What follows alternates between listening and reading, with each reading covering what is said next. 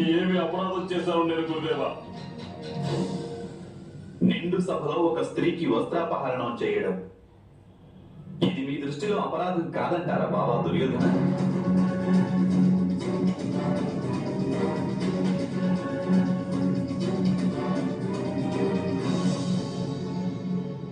నిండు సభలో ఒక దాసి తన ప్రభువును అవమానిస్తే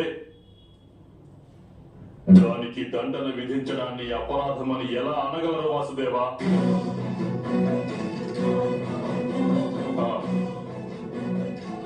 ఒకవేళ ఆ దండన కఠోరమని భావిస్తే నేను క్షమాపణ కోరుకుంటాను. దానికి ప్రాయశ్చిత్తం చేసుకుంటాను.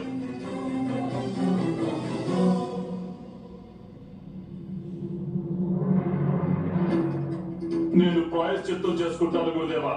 కానీ నా పట్ల జరుగుతున్న ఈ అన్యాయాలను నిరోధించండి మీరు. గురుదేవా,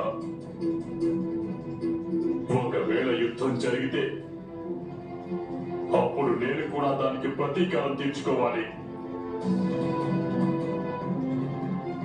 గురుకుల సంపద యావత్తూ నశించిపోతుంది.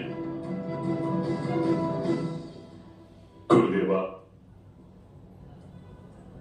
కేవలం మీరొక్కరే జరగనున్న ఈ యుద్ధాన్ని నివారించగలరు.